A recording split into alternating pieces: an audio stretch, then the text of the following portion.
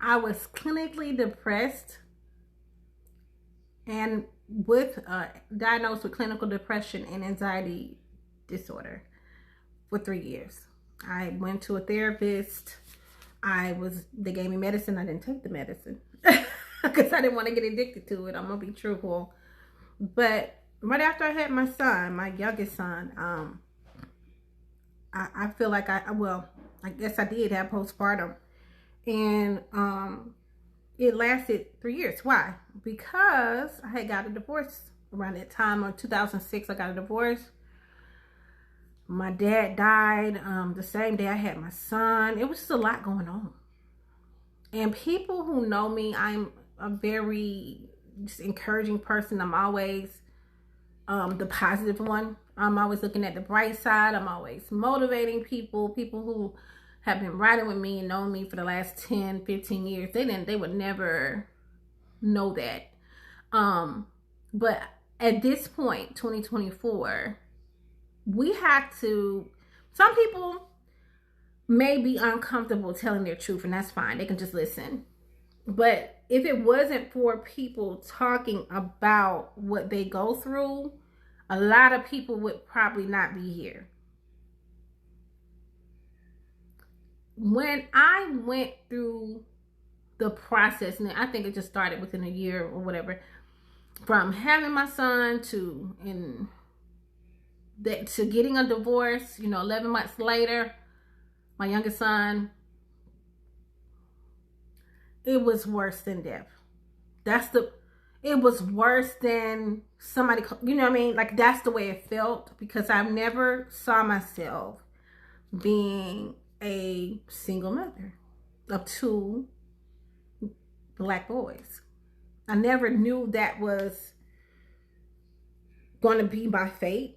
But I think God gives you, first of all, I think it wasn't, hallelujah. God gives you what you want, but it may not be what you need. But I feel like everything happens for a reason. Let's see that.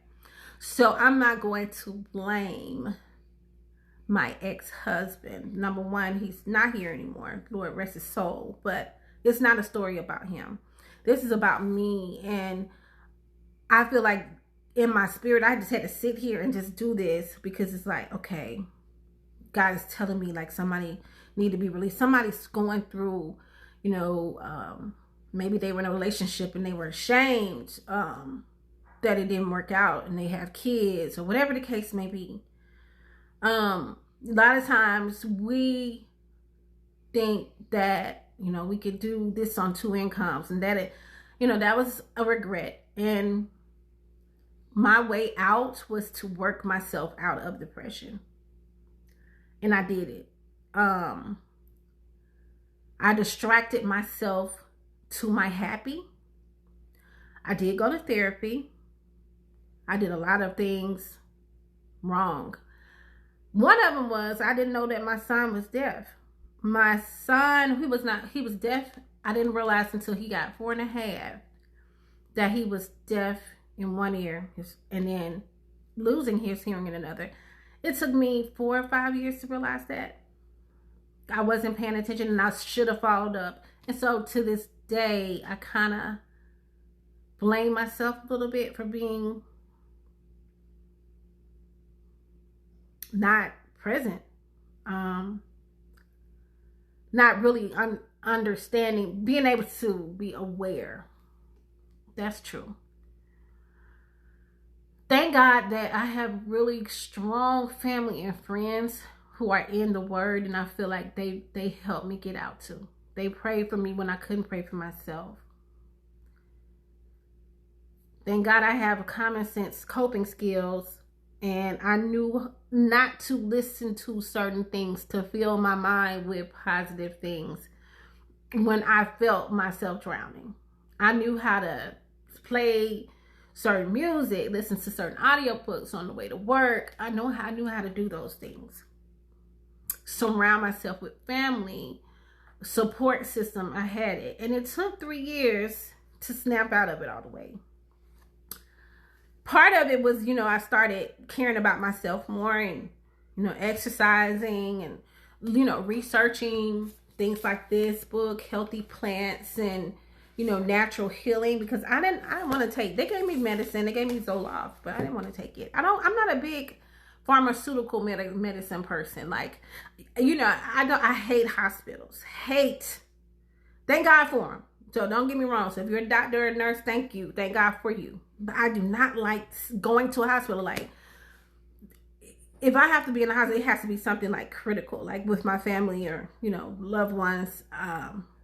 It's because it gives me so much tension and anxiety. And as a result of that, I do eat, because I eat when I'm stressed, I eat when I'm happy. I just eat my emotions.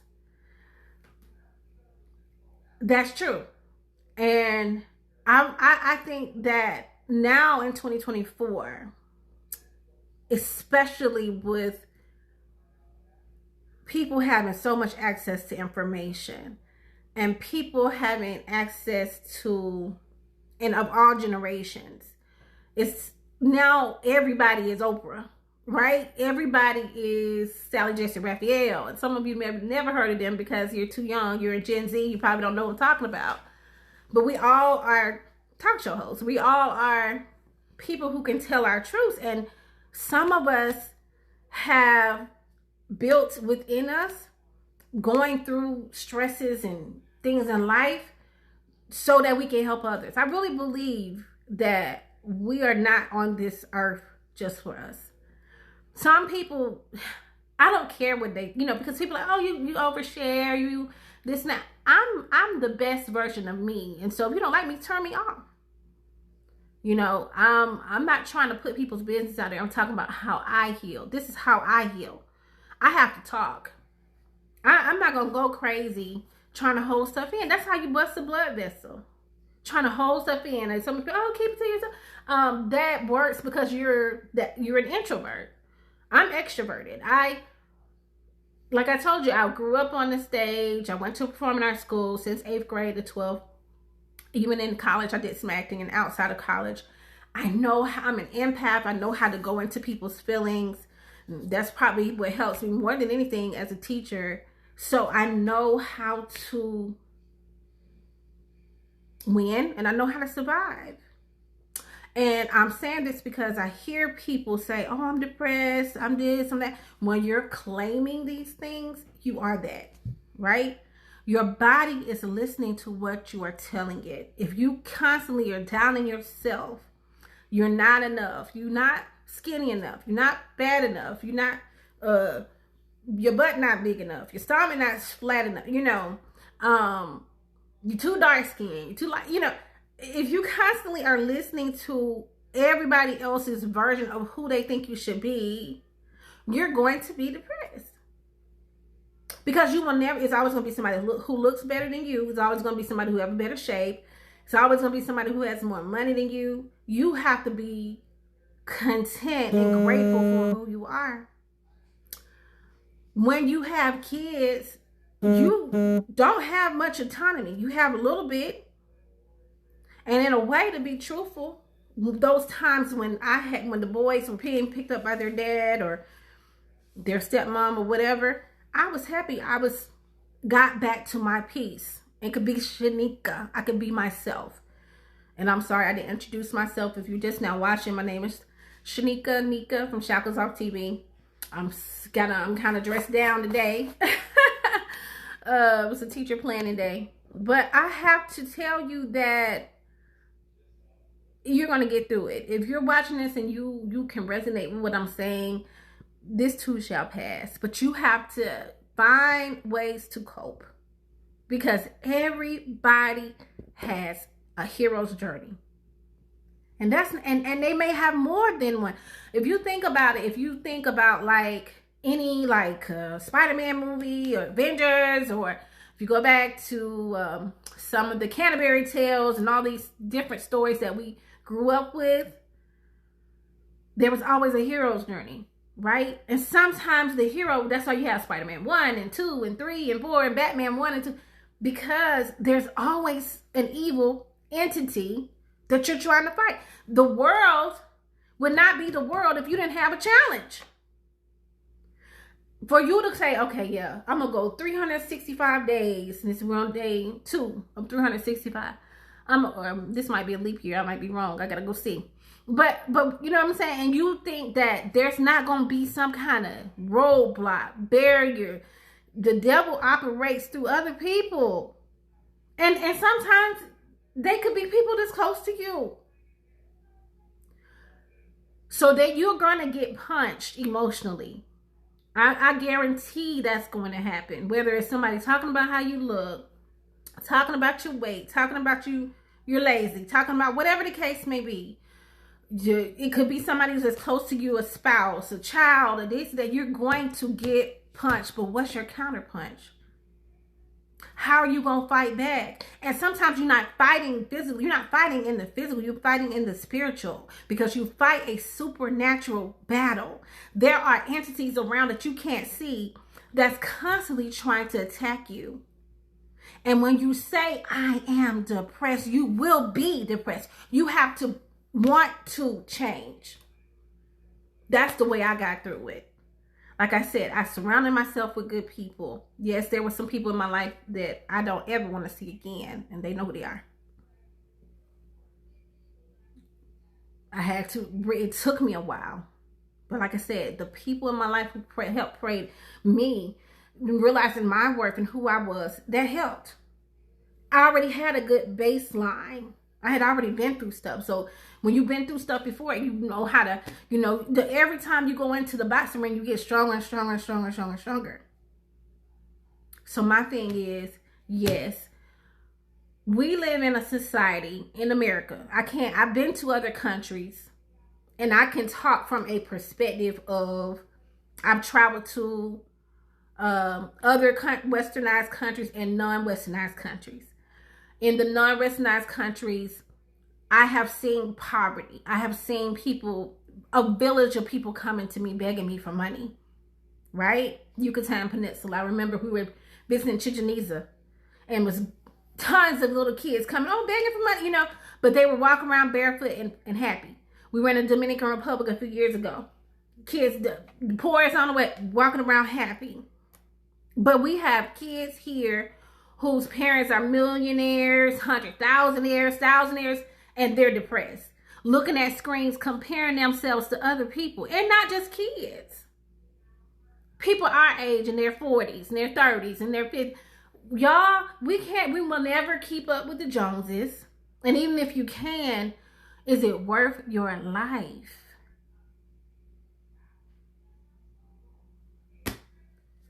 Stop saying that you're depressed. You might be going through a battle of depression, but what can you do to snap out of it? Y'all, we are in the information age. We have, not only do we have YouTube University, because everything people are talking, that's the beauty of YouTube. YouTube is becoming like your new TV, right? You could go choose whatever person you want to listen to. That person can seem like your best friend on the camera. It is not scripted. You could just search. It's a search engine. You type in how to come out of anxiety, depression. Some people are gonna say, well, the pills work. And I'm not saying I didn't take them. I was subscribing, but I didn't take them because I didn't want to get addicted. That's what I don't, like I said, I'm not a big pharmaceutical medicine person. I like natural herbal. Friend of mine and her mom are herbalists, so I listen to a lot of their remedies, and it's gotten me through. And I read a lot. Like I told you, I got like 500 books. So I read myself. People prayed me out. I prayed myself. I positive affirmation myself and worked myself out of depression. That's what I did. And I did that while I was working full time, while I was investing in real estate, while I was building my business up, while I had 2 kids. Yes, did I skip out on some things? Did I not notice some things? Do I still regret parts of it? Yes, I do. But that has shaped me into the person that I am today. And so most people perceive me to be so happy-go-lucky and everything goes great. But you don't know everything that I've been through. Hopefully this will help somebody in 2024. I'm a very transparent person. Some people are uncomfortable with that.